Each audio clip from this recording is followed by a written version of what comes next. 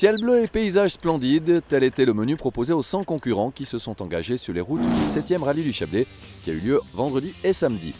Le rallye du Chablais, c'est 14 spéciales pour un total de 590 km de route pour 172 km de chrono.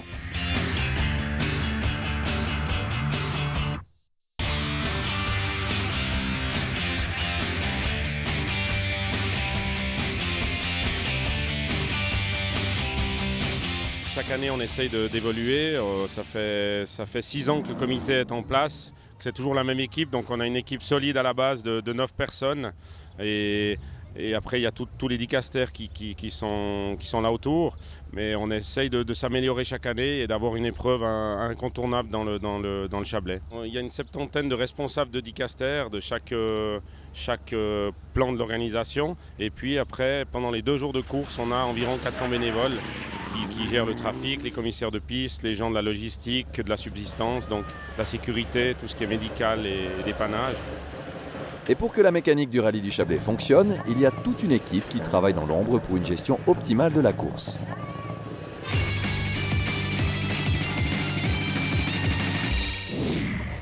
Tout y va bene? Ok, d'accordo, merci, grazie.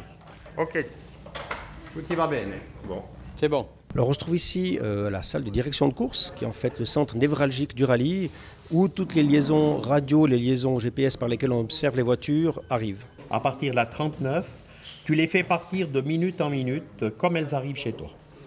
Hein? Et puis tu continues à faire le one-to-one comme tu fais ça maintenant. Ok.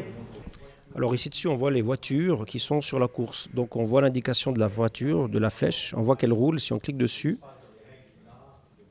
on peut voir où se trouve la voiture, à quelle vitesse elle roule, ce qui nous donne l'indication qu'elle est en train de rouler ou qu'elle est éventuellement arrêtée sur le parcours, donc il y a un problème.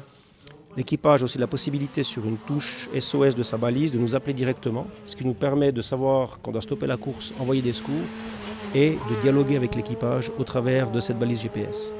Donc c'est un système qui nous permet de voir en direct en fait où sont les voitures, qu'est-ce qui se passe, et c'est une doublure de sécurité par rapport au suivi qu'on a avec la radio des gens qui sont sur le terrain.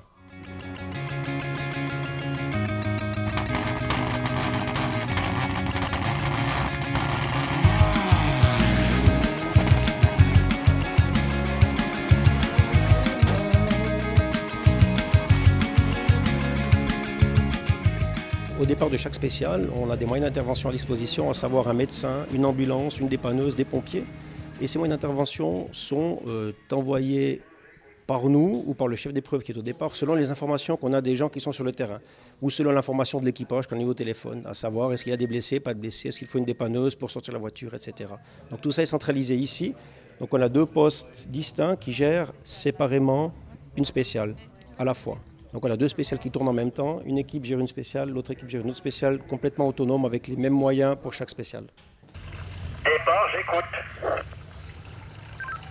On a ici un véhicule de la Romande Énergie qui veut aller à la station électrique. Est-ce que je peux le laisser passer ou bien est-ce que c'est terminé? Répondez. Alors, pour toutes les personnes qui doivent aller direction station électrique, la route est libre. C'est parfait. Bonne route. Merci.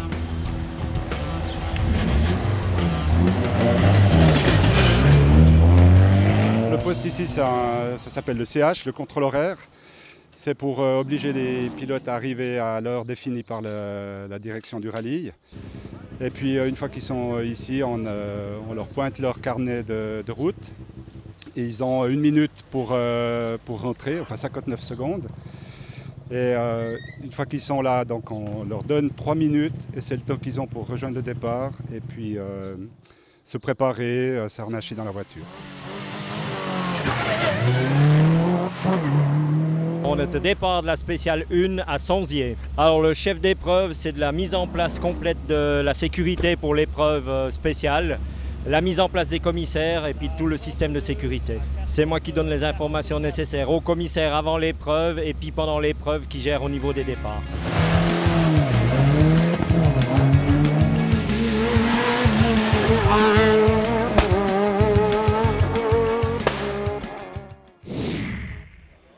Première journée de rallye, d'entrée de jeu, Grégoire Hotz a montré sa supériorité.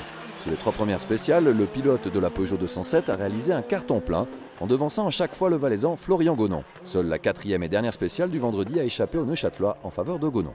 Au terme de la première journée, Grégoire Hotz compte 35 secondes d'avance sur Gonon, le vainqueur de l'édition 2009. Pour la 3e place, 5 hommes, dont le jeune Michael Bury, ne sont séparés que par 15 petites secondes. Ce premier jour a aussi été marqué par le nombre important d'abandons dus à des ennuis mécaniques ou des sorties de route. En effet, 25 voitures n'ont pas pu repartir le lendemain.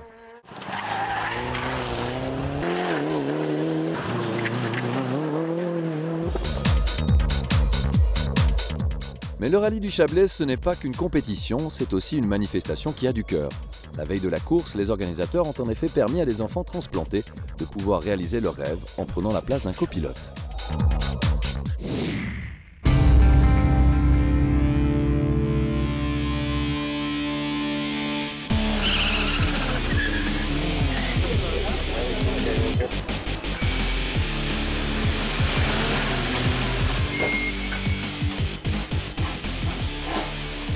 Je suis là cet après-midi parce que je suis un petit peu comme la belle-maman de plein d'enfants transplantés que j'ai rencontrés, en tout cas les 2 jeunes hommes ici en 2001.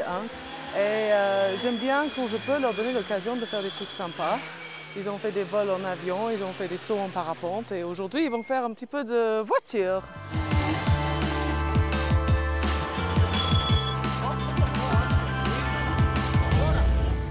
J'ai tout excité que ça commence.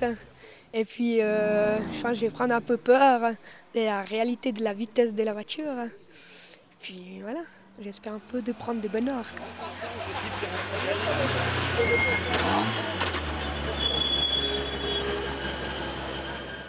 Je tremble un peu parce que ça fait bizarre.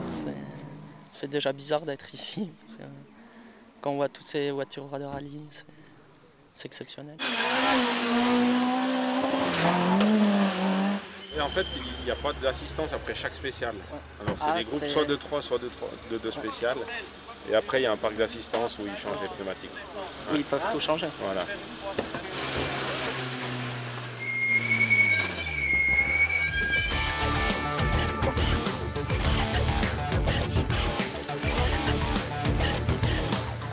T'as pas la crête? Non. Pas de pipi, oh bah alors c'est bon alors. Ah. Et on y va. Attention.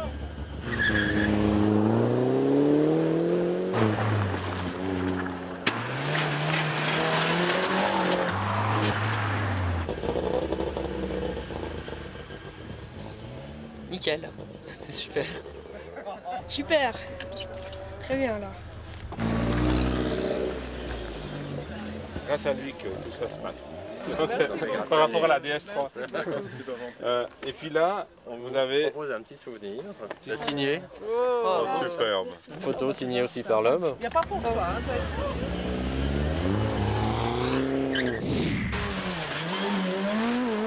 Retour à la compétition samedi avec un Grégoire Hotz toujours aussi affûté. Le vainqueur du rallye du Valais en 2009 a raflé 9 des 10 spéciales du jour et s'adjuge du même coup ce rallye du Chablais 2010.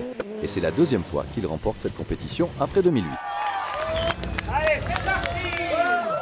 Très très belle épreuve, super bien organisée, magnifique épreuve comme d'habitude. Je pense la plus dure du championnat. En termes de pièges, je crois qu'on le brossait avec les abandons, mais splendide. Malgré les encouragements de la conseillère d'État vaudoise Jacqueline de Quattro, Florian Gonon, qui prenait part à sa première course de l'année, n'a donc pas pu revenir à la hauteur de Hotz. Il termine à la 2e place, à 2 minutes et 6 secondes du vainqueur. La voiture est meilleure, lui aussi. On était parti pour faire un podium, essayer de faire cette 2e place, donc je suis satisfait. Pour la 3e place, c'est finalement Michael Bury, le fils de l'ancien champion Olivier Bury, qui est monté sur le podium final, grâce notamment à une belle régularité samedi, 6 fois dans le top 5. À 22 ans, le pilote de Moutier roule déjà sur les traces de son père.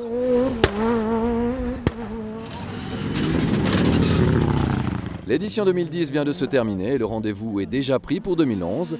Alors pour patienter, on se quitte sur ces images qui résument à elles seules la beauté du rallye du Chablais.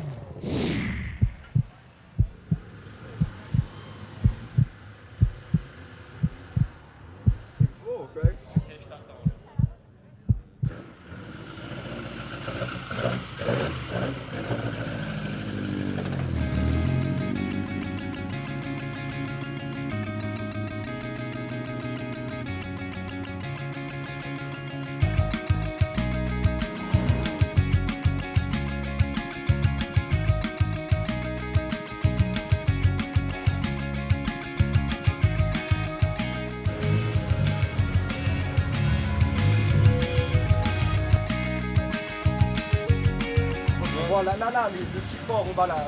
Regarde les vis, ça bouge pas en bas du travail. Ouais, c'est le métal de la glissière qui travaille. Ouais, là, c'est bon.